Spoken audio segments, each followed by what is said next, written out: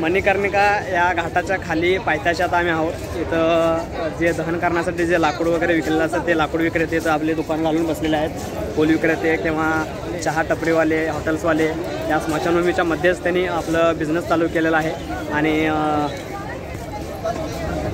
एक आश्चर्यचकित गोष्ट ही आहे की ह्या सगळ्या स्मशानभूमीच्या मध्यभागी हे त्यांचे बिझनेस चालवतात। लोक तिथं ते चहा वगैरे पितात, तिथलेच ते वस्तू खरेदी किराणामालाचे घेतात आणि खातात देखील। आणखीन एक बाब आमच्या अशा लक्षात आलेली आहे की काही या स्मशानभूमीच्या जवळ भटके कुत्रे फिरत असतात आणि तिसऱ्या मजल्यावर आम्ही ज्यावेळी बघितलं त्या भटक्या कुत्र्यांच्या समोर जे एक प्रेत जळत होतं, अर्धवट प्रेत जळलेलं होतं आणि त्या अर्धवट प्रेताचे ते कुत्रे लचके तोडत होते।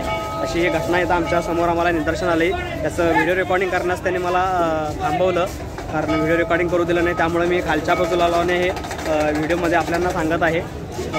घाटावर या मणिकर्णिका घाटावर प्रचंड प्रमाणात गर्दी भरलेली आहे। लोक जसं पर्यटन स्थळाला भेट देऊन पर्यटन स्थळ एखादं बघतात त्याच पद्धतीने या घाटावर येऊन लोक आपलं बघत आहेत, घाटाची पाहणी बघत आहेत किंवा घाटावर कशा पद्धतीने प्रेतांना जाळलं जातं हे बघत आहेत। खूप चांगल्या पद्धतीचा अनुभव एक मिळाला।